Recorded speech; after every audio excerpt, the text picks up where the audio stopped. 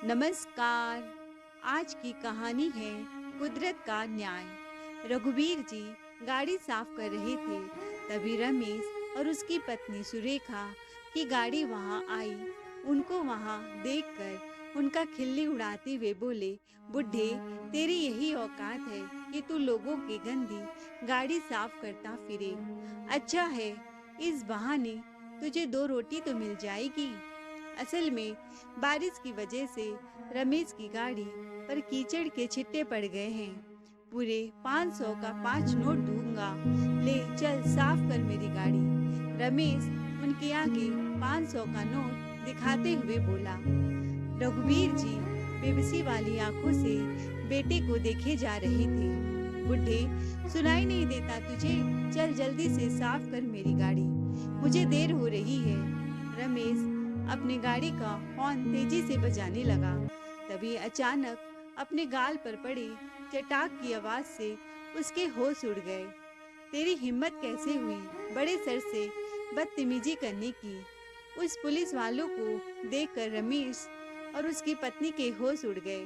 रमेश हकलाता हुआ बोला, आपको कोई गलत फहमी हुई है इंस्पेक्टर साहब। अरे यह कोई बड़े सरवर नहीं है, अरे यह तो एक रास्ते का भिखारी है।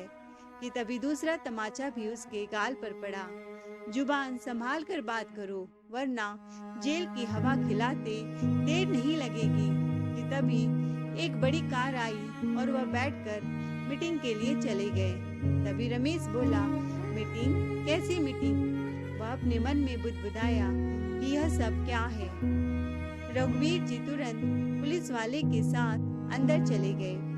रमेश और उसकी पत्नी उनको देखकर दंग ही रह गए। मीटिंग करने के बाद आज फिर से उनका अतीत दर्द बनकर उनकी आंखों के सामने आ गया और वह बहुत ही परेशान हो गए और अपने बीते पलों में चले गए। बरसात का पानी आज रुकने का नाम ही नहीं ले रहा था। शायद आज भगवान भी नाराज थे और सड़क के किनारे एक झुग्गी के जिसके नीचे वही एक बुजुर्ग व्यक्ति जिनकी आंखें नहीं थी, वो अपनी छड़ी के सहारे कोने में एक थैली को बगल में दबाए हुए खड़े ठिठुर रहे थे, क्योंकि पानी भरे होने के कारण बैठने की भी जगह नहीं बची थी। बरसात की तरह आज उनकी आंख का पानी भी रुकने का नाम नहीं ले रहा था। टूटे फूटे झुग्गी में हुए छेद से गिरते पानी के कारण वो पूरे भीग चुके थे और ठंड से कांप रहे थे। तभी वहां से साइकिल पर एक 8 साल की बच्ची पानी में अटखेलियां करती हुई गुजरी, तो उसने कोने में खड़े रघुवीर जी को देखा। वो साइकिल खड़ी करके उनके पास पहुंची और बोली, दादाजी, यहाँ क्यों खड़े हो आप? घर जाना है क्या? उस बच्चे ने दोबारा पूछा, क्या हुआ दादाजी, आपको हेल्प चाहिए?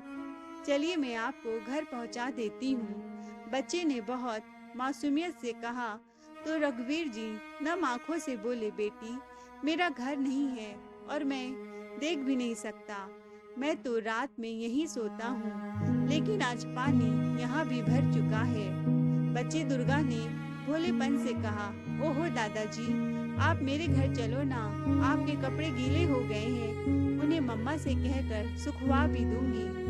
एक बच्ची इतनी आत्मीयता दिखा रही थी और एक अपने थे जो उन्हें इस हालत में छोड़कर जाने कहाँ थे, लेकिन अनजान फरिश्ता दुर्गा उनसे लगातार जिद करती रही कि वो उसके घर चले। रघुवीर जी ने समझाते हुए कहा, बेटी, ऐसे किसी को अपने घर नहीं ले जाते, लेकिन दुर्गा मानने वाली नहीं थी। तो उसने रघुवीर जी का हाथ खींचते हुए कहा, दादाजी चलो ना, देखो इधर पानी भरा है, मेरे घर बैठना आप। रघुवीर जी का इस बाल हट के आगे नहीं चला और उन्हें उसके साथ जाना पड़ा। पास में ही कुछ दूरी पर उसका घर था। बच्ची सीधे अंदर गई तो अंदर से आवाज आई, कहाँ गई थी? दुर्गा कब से ढूंढ रही हूँ। अंदर से दुर्गा की माँ की गुस्से भरी आवाज सुनकर रघुवीर जी बाहर ही ठिठक गए। फिर उन्होंने अपने कपड़े का ख्याल किया और सोचा, मुझ फटेहाल भिखारी को अपने घर में देखकर इस महिला को बुरा लगेगा। यह तो बच्ची है, नादान है, मुझे यहाँ से चला जाना चाहिए। जिंदगी में इतना अपमान सहने के बाद अब और अपमान नहीं सह सकूंगा। और फिर रघुवीर जी लाठी टिकाते हुए वहां से निकल गए। बाहर निकले तो बारिश और तेज हो चुकी थी और वह तेज कदमों से बढ़कर किसी पेड़ के नीचे बड़ी बेंच पर बैठ गए। घने पेड़ में से बारिश की बूंदें छन छन कर आ रही थी, तो उन्होंने अपने थैले में से वो मटमली सी चादर निकाल कर ओढ़ ली और वहीं बैठे रहे। रघुवीर जी 2 साल से भीख मांग कर अपना गुजारा कर रहे थे। बारिश में इतना भीगने के कारण वो अब तक बुखार में तप चुके थे। अंधेरा भी धीरे धीरे चलने लगा था और हर तरफ जल भराव के कारण आज सोने की भी कहीं जगह नहीं बची थी। किसी तरह से उन्हें किसी दुकान के आगे जगह मिल गई, जहां उन्होंने दूसरी चादर निकाल कर बिछा ली और थैले का तकिया बनाकर गीली चादर ओढ़कर ही लेट गए। आज बारिश के कारण बगल में चाय नाश्ते की दुकान पर लोगों की खूब भीड़ जमा थी कि तभी कुछ देर बाद उन्हें किसी ने हिलाकर उठाया। रघुवीर जी अचानक से उठ बैठे और बोले, कौन है, कौन है? तभी आवाज आई, ये रहे मम्मी, देखो यही तो है वह दादाजी। अरे यह तो उस बच्ची दुर्गा की आवाज है। बुदबुदाते हुए रघुवीर जी ने कहा। तो उस महिला ने कहा, हाँ बाबा, दुर्गा ही है। कब से घर पर मुझे बोल रही है कि आपको ढूंढ कर लाऊं। कब से यह आपको ही ढूंढ रही है। रघुवीर जी को किसी ने आज इतने प्रेम से संबोधन दिया तो उनका दिल गदगद हो गया, साथ ही उनकी आंखें भी भर आई। वह बोले, मैं देख तो नहीं सकता बेटी, लेकिन बिन देखे कह सकता हूँ कि यह बच्ची नहीं भगवान है। वह महिला बोली, बाबा यह भगवान बहुत शैतान है। इस बात पर रघुवीर जी ने हंसकर कहा, अरे भगवान तो शैतान और मासूम भी होते हैं। उस महिला ने मुस्कुराकर कहा, बाबा मैं अभी आई, मैं आपको चाय लाकर देती हूँ और कुछ खाने को लाकर देती हूँ, तभी जाकर यह भगवान खुश होगी। यह कहकर वो पास वाली दुकान से चाय ले आई और साथ में कुछ खाने का सामान भी लाकर उन्हें दे दिया।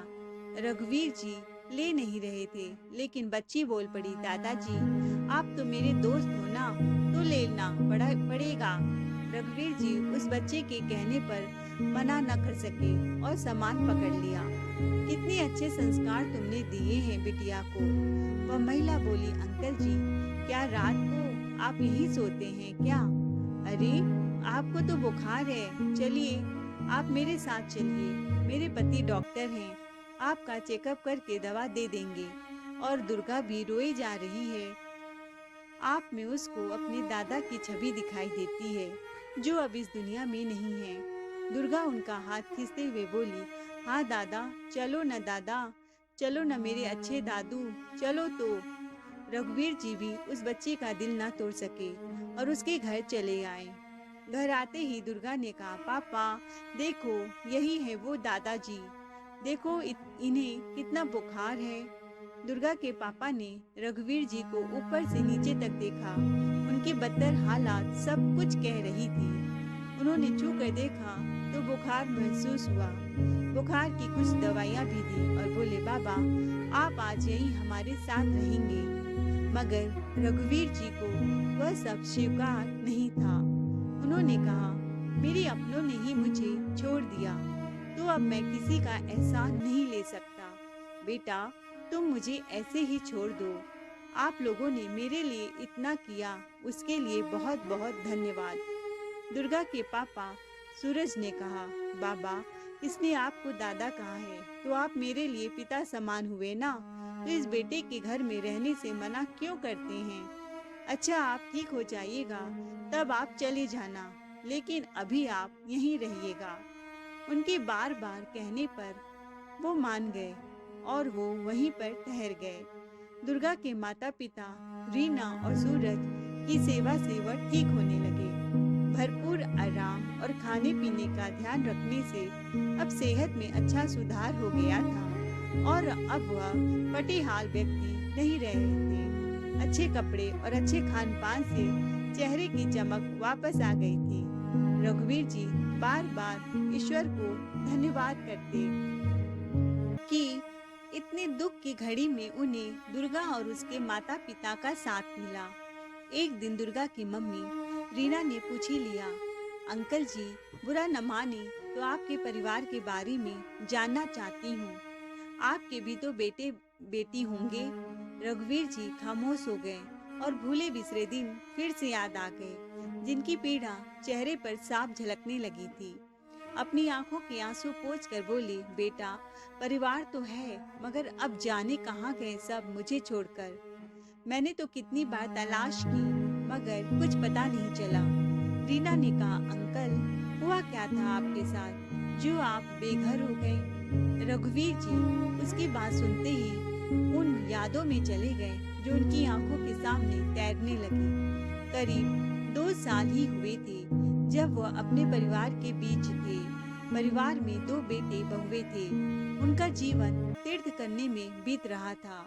मैं और मेरी पत्नी अक्सर तीर्थ पर ही रहते थे और अब तक अलग अलग राज्यों में घूम चुके थे।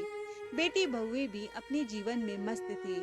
एक बार तीर्थ करते समय जब शहर घूमने निकले तो सड़क पार करते समय दोनों का एक्सीडेंट हो गया। दोनों को भयंकर चोटें आई। पत्नी की हालत बहुत गंभीर थी और रघुवीर जी को सिर में और आंखों में चोट आई थी। बेटों ने हॉस्पिटल में भर्ती करवाया, मगर उनकी पत्नी को बचाया न जा सका और उनकी मृत्यु हो गई। रघुवीर जी में यह सहा न गया। उनकी आंखों पर पट्टी बंधी होने के कारण वो अंतिम समय में पत्नी को देख भी न सके। पत्नी के दुख से गुजर रहे रघुवीर जी पर कुछ दिन बाद एक दुख का पहाड़ और टूट पड़ा। उनकी आंखें देखने लायक नहीं बची। वो अपनी आंखों की रोशनी खो चुके थे। किस्मत पर रोने के अलावा कोई रास्ता नहीं था। जब हॉस्पिटल से घर वापस आए तो बहू को अंधे ससुर का ख्याल रखने में समस्या होने लगी। बेटे दिन भर ऑफिस में रहते थे तो दिन में दोनों बहुएं आपस में उनके काम को एक दूसरे पर टालती रहती। कई बार रघुवीर जी खाने का इंतजार करते ही रहते, पर शाम तक खाना भी नहीं मिलता था तो अपने काम खुद से करने की कोशिश भी करते, तो ना देख पाने के कारण कहीं भी टकरा कर गिर जाते, तो कभी कपड़े उल्टे पहन लेते थे। कई बार तो सही अंदाज न होने के कारण पानी ही बिस्तर पर गिर जाता था।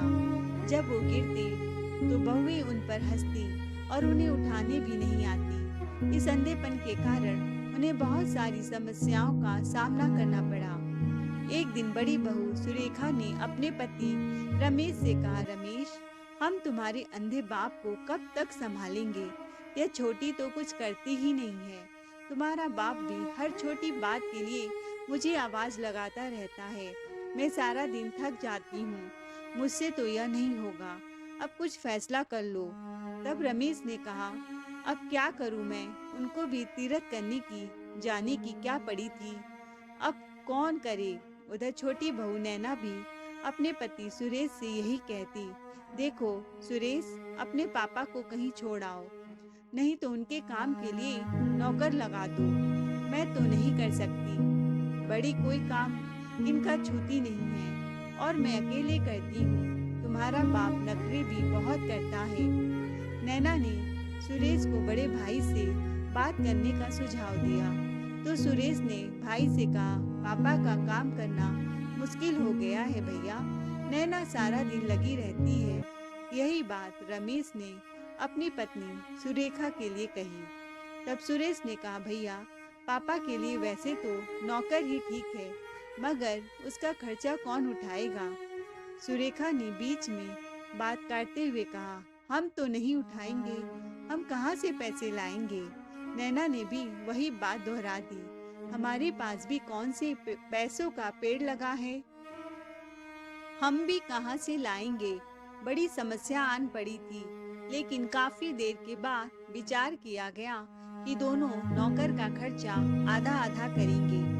कुछ दिन में रघुवीर जी के लिए नौकर ढूंढ कर रख लिया गया, मगर इसका ताना भी बहुएं रघुवीर जी को देने लगी। यह बुढ़ा तो अंधा होकर बैठ गया। बेटे बहुओं पर बोझ बना है, शर्म भी नहीं आती। बहू के तीखे शब्दों रघुवीर जी के कानों में पड़ते तो वह तिल मिलाकर रह जाते, क्योंकि वह खुद भी लाचार थे, तो चाह कर भी कुछ नहीं कर सकते थे। अब दोनों बहुओं ने नौकर को परेशान करना शुरू कर दिया। रघुवीर जी के काम करने न देती, बड़ी बहू पहले अपना काम करवाती तो छोटी नाराज हो जाती, छोटी कराती तो बड़ी नाराज हो जाती। नौकर की खींचातानी होने लगी तो नौकर परेशान हो रहने लगा। एक दिन नौकर काम छोड़कर चला गया तो दोनों अपने कमरे में बंद हो गई। उधर रघुवीर जी भूख प्यास से तड़प उठे, लेकिन एक को भी तरस नहीं आया। जब उन्होंने खुद ही भोजन तलाशने की कोशिश की तो रसोई का सामान गिरने की आवाज आई। दोनों भाग कर आई तो देखा कि किचन में कांच का जार जिसमें लड्डू भरा पड़ा था फर्श पर गिरकर चूर चूर हो गया। रघुवीर जी को वहां देखकर बहुओं ने उन पर हाथ उठा दिया।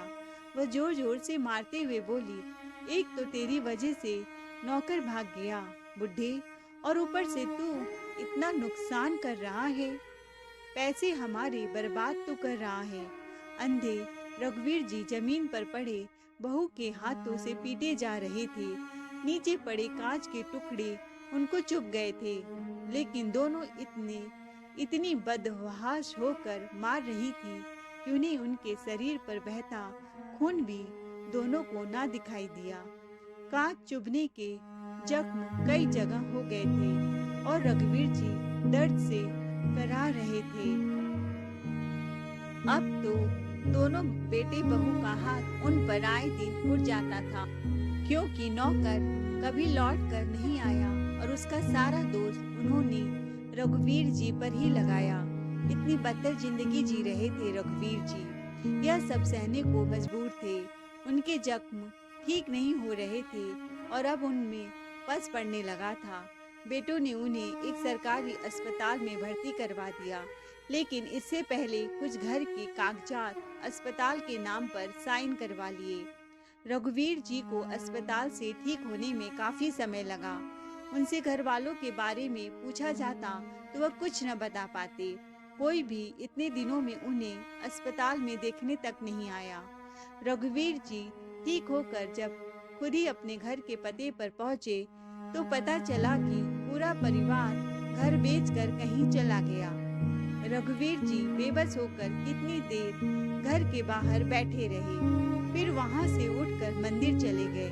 हर रोज भगवान से प्रार्थना करते और घर पर जाते कि मगर उनके अंधेपन का फायदा उठाकर उनके साथ विश्वासघात किया गया। घर अपने नाम कराकर बेच दिया गया था। रघुवीर जी की इतनी कहानी सुनकर दुर्गा की माँ रीना की आंखों में आंसू आ गए। बाबा, आपके साथ तो बहुत बुरा हुआ। इतनी बुरी औलाद कैसे हो गई कि आपका ख्याल ना आया। रघुवीर जी ने कहा, बेटा, सब तुम्हारी तरह नहीं होते। संस्कार तो मैंने भी ऐसे ही दिए थे, मगर अब समझ नहीं आता कि किसको दोष दूं, किस्मत को, बच्चों को, या फिर अपने संस्कारों को बुरा कहूं। रघुवीर जी रोए जा रहे थे और दुर्गा उनके आंसू पोंछ रही थी। रघुवीर जी उन्हीं के घर में उनके साथ रहते और एक दिन दुर्गा के पापा सूरज ने कहा, बाबा, एक आंखों के कैंप का आयोजन हो रहा है। वहाँ आपकी आंखें दिखाकर पता कर सकते हैं कि आप फिर से देख पाएंगे या नहीं। क्या पता कुछ इलाज हो जाए और आप देख पाएं। रघुवीर जी ने कहा, नहीं बेटा, पहले ही डॉक्टर ने मना कर दिया था। अब तुम भी रहने दो, इतना किया है वही काफी है। उसके इलाज में बेकार इतना पैसा भी खर्च होगा और फायदा भी नहीं होगा।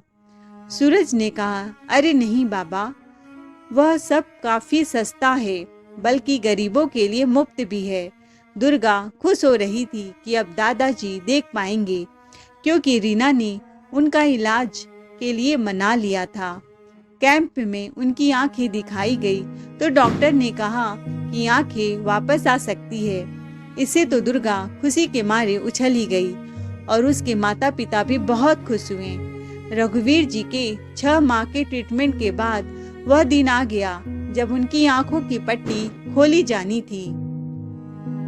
उन्होंने सबसे पहले दुर्गा को देखने की इच्छा जताई और दुर्गा को सामने खड़ा कर उनकी पट्टी खोली गई। हल्के हल्के आंखें खोली तो पहले कुछ नजर नहीं आया, लेकिन थोड़ी देर बाद दुर्गा का चेहरा दिखाई दिया और दादाजी दादाजी कहकर उनसे लिपट गई। रघुवीर जी ने उसे खुद से लिपटा लिया और खूब प्यार किया और बोले, मेरे मासूम फरिश्ते, यह सब तेरे कारण ही हुआ है। रघुवीर जी अपनी आंखें ठीक होने से बहुत खुश थे और उन्होंने सूरज और रीना से अपने घर के पते पर इच्छा जताई जाने की। दोनों उन्हें लेकर वहां पहुंचे तो उसे घर के नए मकान मालिक ने उन्हें कुछ नहीं बता पाया कि उनके बेटे बहू कहाँ गए हैं। रघुवीर जी दुखी मन से वापस आ गए। अब उनके दिल दुर्गा के साथ खेलते खेलते बीतने लगे। एक दिन उन्होंने डॉक्टर सूरज और रीना से फ्री होकर उनके पास आने को कहा तो दोनों रात के समय उनके कमरे में आ गए। रघुवीर जी ने उनके सामने अपना थैला खोला और अपनी पत्नी की तस्वीर बाहर निकाली। उन्होंने दोनों से कहा, तुम दोनों के कारण ही मैं ये जीवन फिर जीने के लायक हुआ हूँ, नहीं तो भिखारी बन चुका था और दर दर की ठोकरें खाने को मजबूर था। आज अपनी पत्नी की तस्वीर इन आंखों से देखकर उसे याद करता हूँ। तब तुम लोगों के कारण यह सब हो सका है। उनकी बातें सुनकर वो दोनों मुस्कुराए और कहा, बाबा, हम तो भगवान की बनाई कठपुतली हैं, जो वह करवाता है वही करते हैं। फिर हमने तो आपके साथ कुछ ऐसा नहीं किया, जो ईश्वर की इच्छा थी वही हुआ। धन्यवाद तो ईश्वर का ही है। और फिर दुर्गा को तो भी दादाजी मिल गए। अपने दादा के याद में बहुत रोती थी। रघुवीर जी ने उनकी बातें सुनकर हाथ में ली तस्वीर को पीछे से खोलना शुरू किया।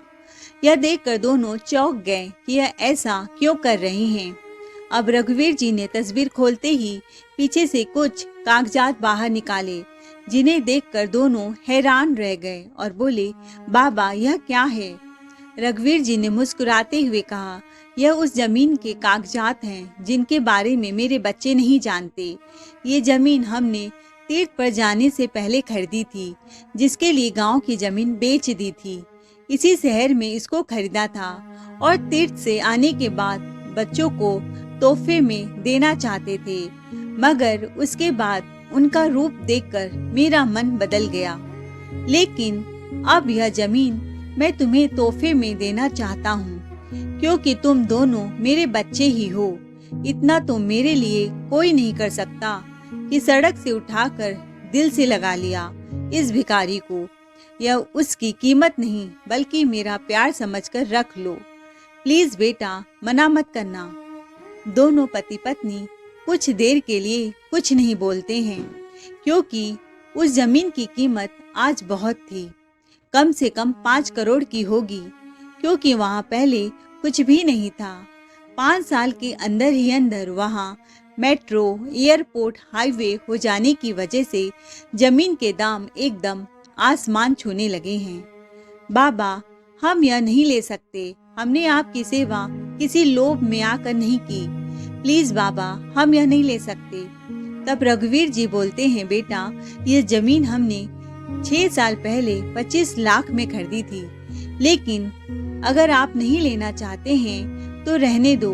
ऐसा बोलकर रघुवीर जी उदास हो जाते हैं और उनकी आंखों में आंसू आ जाते हैं। तो सूरज उनको ऐसा देखकर बोलता है, अच्छा ठीक है बाबा, आप परेशान मत होइए, हम आपकी बात मान लेते हैं, लेकिन आपको भी हमारी एक बात माननी होगी कि हम इस जमीन पर एक अस्पताल बनवाएंगे, वह भी आपके नाम पर, और वहाँ पर गरीबों का फ्री में या बहुत ही कम पैसों में इलाज करेंगे। लेकिन इस अस्पताल की बागडोर आपके हाथ में ही होगी। यह बात सुनकर रघुवीर जी खुशी से चहक उठते हैं। अरे बेटा, इससे अच्छा क्या हो सकता है कि उस जमीन पर एक अस्पताल बन जाए, लेकिन अस्पताल बनाने में बहुत पैसे लगेंगे। तो सूरज बोलता है, आप इसकी चिंता मत करिए, क्योंकि आपकी यह जमीन बहुत बड़ी है। अगर हम इसका कुछ हिस्सा बेच देंगे तो हमें उससे अच्छे खासे पैसे मिल जाएंगे और कुछ हम उस प्रॉपर्टी पर लोन ले लेंगे, जिससे अस्पताल आसानी से बन जाएगा। सभी लोग इस बात पर सहमत हो जाते हैं। सूरज तुरंत ही जमीन का थोड़ा सा हिस्सा बेच देता है और अपनी बैंक से लोन भी पास करा देता है। हॉस्पिटल बनने का कार्य शुरू हो जाता है और 2 साल में उस शहर का सबसे बड़ा हॉस्पिटल बनकर तैयार हो जाता है। रघुवीर जी के हाथों से उस अस्पताल का शुभारंभ कराया जाता है। उस अस्पताल की प्रसिद्धि धीरे धीरे पूरे शहर में, फिर पूरे राज्य में और फिर पूरे देश में फैल जाती है। उस अस्पताल में देश के नामी डॉक्टर बैठने लगते हैं। रघुवीर जी को भी इस सराहनीय कार्य के लिए राज्य के मुख्यमंत्री द्वारा सम्मानित किए जाने की घोषणा की जाती है। रघुवीर जी अभी सुबह सुबह नहा धोकर दुर्गा को स्कूल छोड़ने ही जा रहे थे कि तभी सूरज रघुवीर जी से बोलता है, बाबा, आज हॉस्पिटल में एक टीम चेकिंग के लिए आ रही है। आपको जो मुख्यमंत्री के द्वारा सम्मान दिया जाना है, उसके संबंध में अस्पताल में कुछ लोग चेकिंग करने आएंगे, इसलिए आपका वहाँ होना बहुत जरूरी है। आप चाहें तो मेरे साथ अभी ही चल सकते हैं। अरे नहीं बेटा, तुम जाओ। लो, बारिश भी शुरू हो गई, तुम्हें लेट हो जाएगा। मैं अपनी पोती को स्कूल छोड़ते हुए वहीं पहुंच जाऊंगा। तभी दुर्गा और रघुवीर जी स्कूल को निकलते हैं तो दुर्गा स्कूल के लिए जैसे ही कार से उतरने लगती है, उसकी तबीयत खराब हो जाती है और वह गाड़ी पर उल्टी कर देती है। क्या हुआ दुर्गा, आज तुम्हारी तबीयत ठीक नहीं है क्या? रघुवीर जी ड्राइवर को दवा लाने के लिए बोलते हैं। फिर वह एक कपड़ा लेकर गाड़ी को खुद साफ करते हैं। तभी रमेश और सुरेखा की कार वहां आकर रुकती है। कार का शीशा खोलकर चिप्स के पैकेट फेंकने लगते हैं तो उनकी नजर रघुवीर जी पर पड़ती है। तो वह बोलते हैं, ओ बुढ़े, तेरी यही औकात है, चल मेरी भी गाड़ी साफ कर। रघुवीर जी अपने बेटे बहू को देखकर दंग रह जाते हैं। तो वह कार से निकलकर 500 के 4 नोट फेंक कर बोलते हैं, खड़े खड़े हम लोगों का मुंह क्या ताक रहे हो? इतनी तो तुम्हारी औकात भी नहीं है, किसी जगह काम करके भी इतने पैसे कमा पाओ। और वे दोनों हंसते हुए बोलते हैं, चल जल्दी से चल, गाड़ी साफ कर। तभी पुलिस वाला रमेश को जोरदार थप्पड़ मारता है और बोलता है, तुम्हारी इतनी हिम्मत जो तुम्हें सर जी से ऐसे बात करो? तो रमेश पुलिस वाले से बोलता है, अरे सर जी, यह कोई सर्वर नहीं है, आपको कोई गलतफहमी हो रही है। तभी दूसरे गाल पर एक जोरदार थप्पड़ पड़ता है और पुलिस वाला बोलता है, अगर ज्यादा बकवास की फिर पीसते रहना चक्की जेल में। रघुवीर जी का ड्राइवर दवा लेकर आ जाता है। वह दवा खिलाकर दुर्गा को स्कूल के मेन गेट तक छोड़ देते हैं और वह कार में बैठकर चले जाते हैं।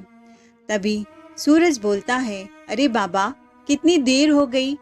जी चलिए, मीटिंग शुरू होने वाली है, सभी लोग आपका इंतजार कर रहे हैं। और रघुवीर जी मीटिंग रूम में चले जाते हैं। इधर मीटिंग चल ही रही होती है कि अचानक नर्स डॉक्टर सूरज को बुलाने आती है। सर, एक इमरजेंसी आ गई है जिसे आप ही हैंडल कर सकते हैं। तभी डॉक्टर सूरज मीटिंग रूम से बाहर आते हैं तो नर्स बोलती है, एक एक्सीडेंट का केस है, पति पत्नी का एक्सीडेंट हो गया है।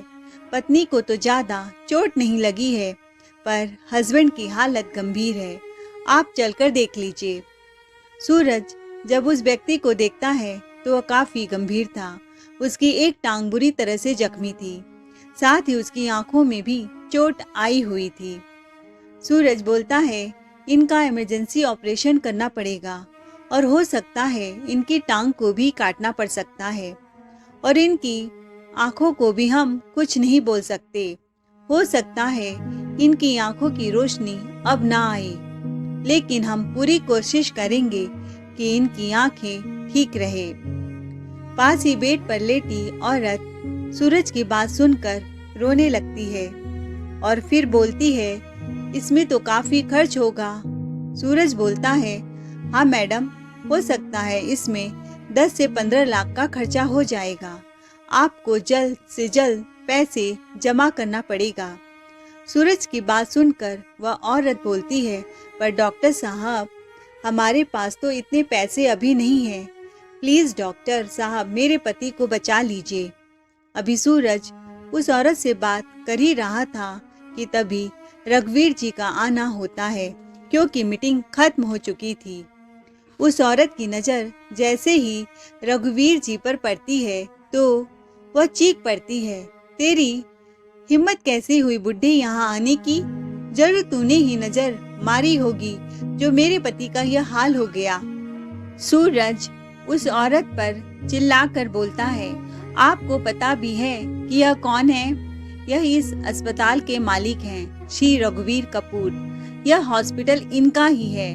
वह औरत और कोई नहीं, रघुवीर जी की बहू सुरेखा थी, जो कुछ देर पहले रघुवीर जी के ऊपर हंस रही थी। अरे डॉक्टर साहब, ऐसे कैसे हो सकता है? तभी सूरज बोलता है, क्या हो सकता है क्या नहीं, पहले आप अपने पति के लिए पैसे की व्यवस्था कीजिए। उनके ऑपरेशन में कम से कम 10 से 15 लाख रुपए का खर्चा आएगा। तब सुरेखा बोलती है, लेकिन डॉक्टर साहब, हम इतनी जल्दी इतने सारे पैसे का इंतजाम नहीं कर सकते। कोई भी हमें इतना सारा पैसा उधार भी नहीं देगा। और ऐसा बोलकर रोने लगती है। इधर सुरेखा अभी रो ही रही थी कि तभी नर्स बोलती है, डॉक्टर सूरज, एक और औरत की भी इमरजेंसी आई है, उसका भी एक्सीडेंट हो गया है। तभी दूसरी नर्स उसको भी उसी रूम में ले आती है। तो उस औरत का एक हाथ और एक पैर पूरी तरह से जख्मी हो गया था। उसका किसी बड़े वाहन से एक्सीडेंट हुआ था। वो भयंकर पीड़ा से कराह रही थी। रघुवीर जी की नजर उस औरत पर पड़ती है तो वह एकदम चौंक जाते हैं, क्योंकि वह कोई और नहीं बल्कि रघुवीर जी की छोटी बहू नैना थी। और उसके पास खड़ा आदमी रघुवीर जी का छोटा बेटा सुरेश था। सूरज कहता है, आप दोनों लोग 10 से 15 लाख रुपए की व्यवस्था कर लीजिए, क्योंकि ऑपरेशन में अगर जरा सी भी देरी हुई तो दोनों को बचाना मुश्किल हो जाएगा। सुरेखा और सुरेश डॉक्टर की बात सुनकर एकदम सन्न रह जाते हैं। उसकी तो स्थिति मानो ऐसी हो जाती है कि काटो तो खून नहीं। उसे अपने किए हुए सारे कर्म याद आ जाते हैं। वह तुरंत ही रघुवीर जी के पैरों में गिरकर माफी मांगने लगते हैं। पति को बचाने की भीख मांग रही थी।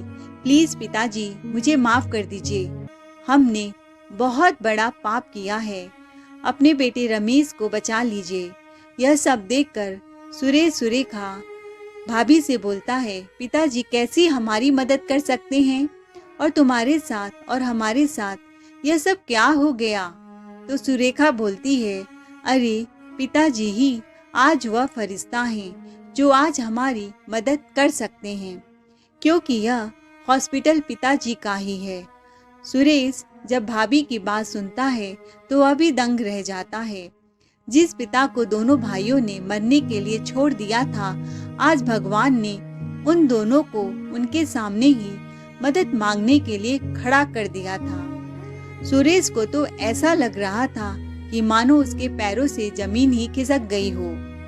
लेकिन 10 से 15 लाख रुपए की एकदम व्यवस्था करना तो उसके लिए भी नामुमकिन था। वह भी पिताजी के पैरों में गिरकर भीख मांगने लगता है। पिताजी, मुझे माफ कर दीजिए। हमें पता है हमारे गुनाहों की माफी नहीं है, पर फिर भी पिताजी। इधर सूरज यह सब देखकर दंग रह जाता है। वह बड़े ही आश्चर्य भरी नजरों से रघुवीर जी की तरफ देखता है। तो रघुवीर जी उससे बोलते हैं, हाँ, यही मेरे बेटे बहू हैं।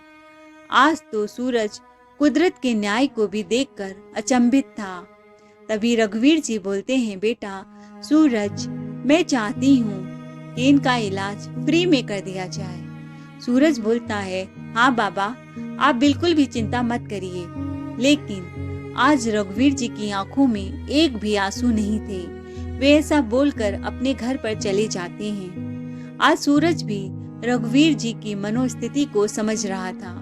वह एक एक करके दोनों का ऑपरेशन करता है और तुरंत ही रघुवीर जी के पास घर पर पहुंचता है। तो सूरज तुरंत ही रघुवीर जी के कमरे में जाता है, लेकिन वह देखकर दंग रह जाता है कि बाबा दुर्गा के साथ अच्छे से खेल रहे थे। रघुवीर जी सूरज से बोलते हैं, बेटा तुम सोच रहे होगे कि मुझे उन लोगों के लिए बुरा लग रहा होगा।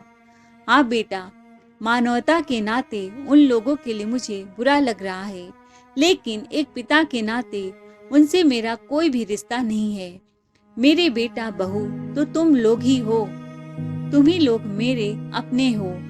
10-15 दिनों के बाद मुख्यमंत्री द्वारा रघुवीर जी को उनके सराहनीय कार्य के लिए सम्मानित किया जाता है, क्योंकि उस अस्पताल से जो भी कमाई होती थी उसको गरीबों के इलाज करने में और वृद्धाश्रम को दान करने में और गरीब बच्चों के शिक्षा में खर्च करने में की जाती थी। मुख्यमंत्री से सम्मानित होने के कारण पूरे अस्पताल के स्टाफ द्वारा रघुवीर जी के लिए एक पार्टी हॉस्पिटल में रखी जाती है। रघुवीर जी हॉस्पिटल में जाते हैं तो सभी लोग उनका जोरदार स्वागत करते हैं। इस पार्टी में नैना और सुरेश और व्हील चेयर पर बैठे सुरेखा और रमेश अपने पिता से माफी मांगने के लिए खड़े थे।